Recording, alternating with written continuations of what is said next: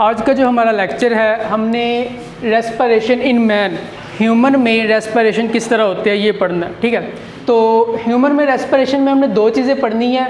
एक है air passage वे, यानी कि जिस रास्ते से हवा जाती है हमने एक वो रास्ता पढ़ना है, और इसके अलावा हमने लंग्स पढ़ना है। तो जैसे ही हम ये दो चीज़ें पढ़ लेंगे, respiration in man topic complete हो जाएगा। ठीक है, तो सबसे पहले हम पढ़ते हैं एयर पैसेज वे, यानी कि हवा का रास्ता, हवा कहाँ कहाँ से होके गुजरती है। तो हवा के रास्ते में हमने हर चीज़ पढ़नी है और उनका आगे फंक्शन भी पढ़ना है। तो सबसे पहले नोस्ट्रल्स, यानी कि हमारी जो नाक है इसके अंदर जो सुराख बने हुए हैं ये वाले, यानी नाक के अंदर जो सुराख होते हैं इनको हम कहते हैं नोस्ट्रल्स।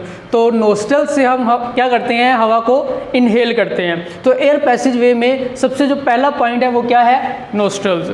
समझ आ गया। नेक्स्ट है नेज़ल कैविटी। अब ये जो नोस्ट्रल्स हैं, ये जो सुराख हैं, इनके पीछे बैक वाली साइड पे खाली जगह मौजूद है। इस खाली जगह को हम कहते हैं नेज़ल कैविटी, यानी कि सुराखों के पीछे जो खाली जगह है उसको हम क्या कहते हैं, नेज़ल कैविटी।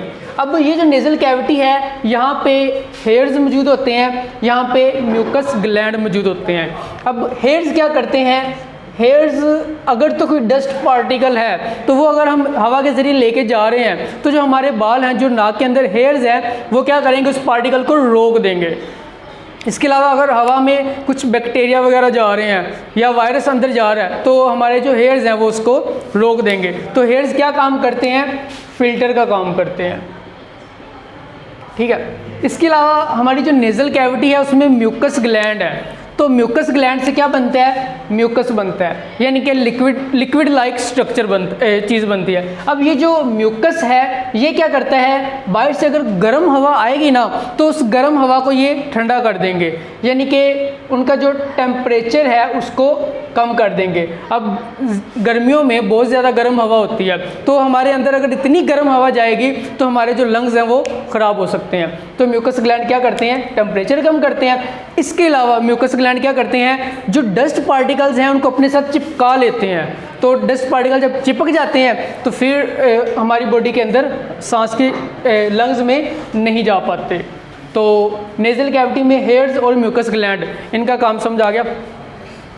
नेक्स्ट है फेरेंक्स। अब ये ना मैंने इंसान बनाया, ठीक है, तो ये इस तरह गया कि इस तरह, और इसने मुंह इस तरफ किया हुआ है। ठीक है, तो इसमें देखो ज़रा, ये नेज़ल कैविटी यानी कि नाक की जगह, और इसके अलावा जो माउथ होता है इसको हम कहते हैं ओरल, और माउथ के पीछे जो जगह होती है इसको हम क्या कहते हैं, ओरल कैविटी। अब ये जो नेज़ल कैविटी है और ये जो ओरल कैविटी है, ये दोनों रास्ते जो है ये एक कॉमन रास्ते में जाके मिल जाते हैं। तो जहाँ पे नेज़ल कैविटी और ओरल कैविटी एक ही रास्ता बना लेते हैं उसको हम क्या कहते हैं, उसको हम कहते हैं फेरेंक्स। फेरेंक्स समझ आ गया, यानी कि नेज़ल कैविटी और ओरल कैविटी के बैक वाली साइड पे जो जगह है, जो कि कॉमन जगह है, उसको हम फेरेंक्स कहते हैं। तो हवा अभी इधर नेज़ल कैविटी से और ओरल कैविटी से होती हुई कहाँ पे आ गई है, फेरेंक्स पे आ गई है। उसके बाद है लेरिंक्स। लेरिंक्स क्या होता है, अब ये जो फेरेंक्स है ना, ये नीचे की तरफ एक ट्यूब लाइक नाली में कन्वर्ट हो जाता है। अब जो फेरेंक्स है ना, ये आगे दो नालियों में जाता है। एक होती है खुराकी नाली, जो कि हमने डाइजेस्टिव सिस्टम में पढ़ी थी, ठीक है, एलिमेंट्री कैनाल जिसे कहते हैं, और एक होती है हवा की नाली। ठीक है, तो हवा की नाली में अभी हवा की नाली शुरू नहीं हुई होती तो उसके ऊपर एक चीज़ पड़ी होती है, उसको हम क्या कहते हैं, लेरिंक्स। यानी कि सपोज ये हवा की नाली है जिसे हम विंड पाइप कहते हैं। हवा की नाली अभी शुरू होनी होती है तो इसके ऊपर एक स्ट्रक्चर आता है इस तरह का। ठीक है, इसको हम क्या कहते हैं, इसको हम लेरिंक्स कहते हैं। लेरिंक्स किस चीज़ का बना होता है, ये कार्टिलेज का बना होता है। ठीक है, कार्टिलेज। अब ये इसे हम वॉइस बॉक्स भी कहते हैं। क्यों, क्योंकि यहाँ पे ना कुछ बैंड्स होते हैं, इस तरह की स्ट्रिप्स होती हैं। अब जैसे ही हमने बोलना होता है तो लंग्स से हवा बाहर की तरफ आती है, ये वाइब्रेट करते हैं, और जब वाइब्रेट करते हैं तो इससे क्या होता है, साउंड पैदा होती है। आप लोगों ने फिजिक्स में पढ़ा है कि वाइब्रेशन से साउंड पैदा होती है। तो ये जो वॉइस बॉक्स है इसके ऊपर ये जो स्ट्रिप्स हैं ये वॉइस पैदा करती हैं। अब एपिग्लोटिस ये जो वॉइस बॉक्स है ना, इसके ऊपर यहाँ पे इस तरह का एक ढक्कन सा एक कैप लगी होती है, इसको हम कहते हैं एपिग्लोटस, ठीक है। और ये वाला जो खाली जगह है, ये जो सुराख है, यानी कि ये जो दरवाज़ा है, इसको हम क्या कहते हैं? इसको हम कहते हैं ग्लोटस। यानी कि वॉइस बॉक्स की जो ओपनिंग है इसको हम ग्लोटस कहेंगे, और इस ओपनिंग के ऊपर जो ढक्कन लगा होता है इसको हम क्या कहेंगे? एपिग्लोटस। तो ग्लोटस और एपिग्लोटस में फ़र्क समझा गया। अब ये जो एपिग्लोटस है, जब हम खाना खाते हैं तो जो खाना होता है उसने जाना होता है कहाँ पे? फूड की नाली में, यानी कि एलिमेंट्री के नाल में। तो जब हम खाना खाते हैं तो कहीं खाना हमारी हवा की नाली में ना चला जाए, ये जो एपिग्लोटस है ये प्रोटेक्ट करता है हमारे विंड पाइप को, हमारे लंग्स को, ताकि खाना हवा की नाली के बजाय कहाँ पे जाए? खुराक की नाली में जाए, यानी कि अपने प्रॉपर वे में जाए। तो वोकल कॉर्ड्स क्या होते हैं? ये जो अभी मैंने आपको वॉइस बॉक्स में ये जो थ्रेड लाइक स्ट्रक्चर्स हैं जिनसे आवाज़ पैदा होती है, इनको हम क्या कहते हैं? Vocal cords. तो इन वोकल कॉर्ड्स की वजह से किसी की आवाज़ भारी होती है, किसी की आवाज़ हल्की होती है, और जो सिंगर्स होते हैं वो इनको एक स्पेसिफाइड तरीके से अरेंज कर लेते हैं, यानी कि इस तरह उनको अरेंज करते हैं कि उनकी जो आवाज़ है वो सुरीली आती है। तो अगर आपका इनके ऊपर कंट्रोल हो जाए तो आप भी सिंगर बन सकते हैं, आपकी आवाज़ सुरीली हो सकती है। तो जो हवा है वो नोस्ट्रल से होती है नेज़ल कैविटी, नेज़ल कैविटी से फेरिंक्स, और फेरिंक्स से लेरिंक्स में आ गई, ठीक है। यानी कि नाक से नेज़ल कैविटी, नेज़ल कैविटी से फेरिंक्स, और फेरिंक्स से यहाँ पे गर्दन में पड़ा होता है वॉइस बॉक्स, लेरिंक्स, ठीक है। अब लेरिंक्स शुरू हो जाता है हमारा विंड पाइप, यानी कि हवा का जो रास्ता है। अब खुराक का जो रास्ता है वो अलग हो गया। तो अब नेक्स्ट ट्रैकिया। तो ट्रैकिया क्या होता है? ये जो आपका यहाँ पे देखें ज़रा, यहाँ पे जो आपका बना हुआ है पाइप सा बना हुआ है, इसके बैक साइड पे है हमारी फूड की नाली, यानी कि एलिमेंट्री की नाली। और ये जो आगे जो हम नज़र आता है, ये जो हमें फील होता है, सॉरी, ये है क्या? ट्रैकिया।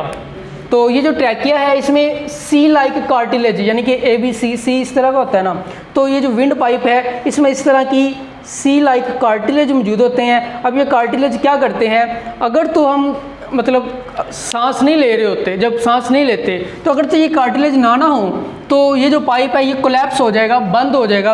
और अगर बंद हो गया तो क्या पता चिपक जाए और हमें सांस ना आए, और इससे हमें दम घुटने से डेथ भी हो सकती है। तो ये जो कार्टिलेज बने होते हैं ये क्या करते हैं? ये इस पाइप को कोलैप्स होने से बचाता है। और अगर आप अपना जो गर्दन है वो नीचे की तरफ करते हैं तो उससे भी ये कोलैप नहीं होने देता। ये कार्टिलेज क्या करता है? उसको, ये जो पाइप है इसको ओपन ही रखता है हमेशा।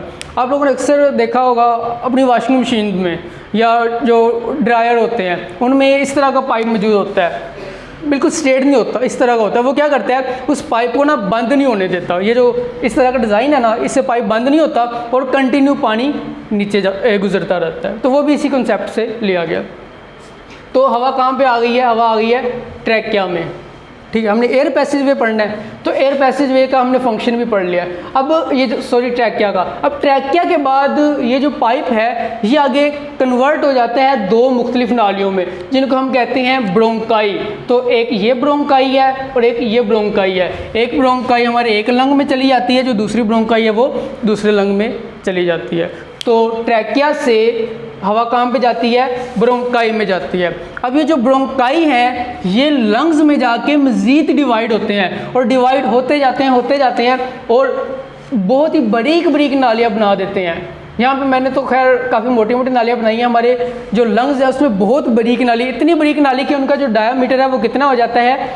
1 मिलीमीटर। और जब ब्रोंकाई का डायामीटर 1 मिलीमीटर हो जाए तो इसको हम क्या कहते हैं? इसको हम कहते हैं ब्रोंक्यूल्स। ब्रोंक्यूल्स समझ आ गया?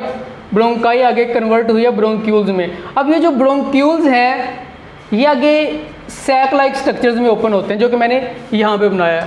तो अब ये जो सैक लाइक स्ट्रक्चर है इसके साथ ये जो डक्ट मौजूद है, इस डक्ट को हम कहते हैं एल्व्यूलर डक्ट, यानी कि वो वाली नाली जो कि हमारे इस बैलून के साथ, इस एल्व्यूलाई के साथ अटैच है, इसको हम कहेंगे एल्व्यूलर डक्ट। और ये जो एल्व्यूलर डक्ट है ये फाइनली ओपन हो जाती है कहाँ पे?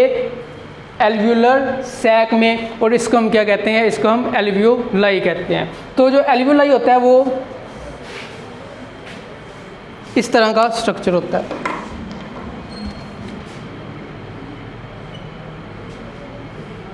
तो यहाँ पे आ जाती है क्या, एयर, ऑक्सीजन, ठीक है।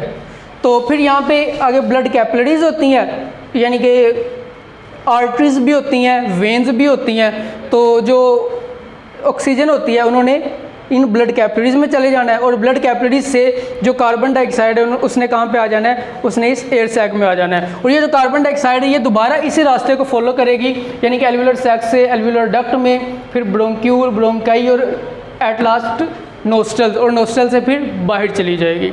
तो ये था एयर पैसेज वे। तो कल हम पढ़ेंगे लंग्स।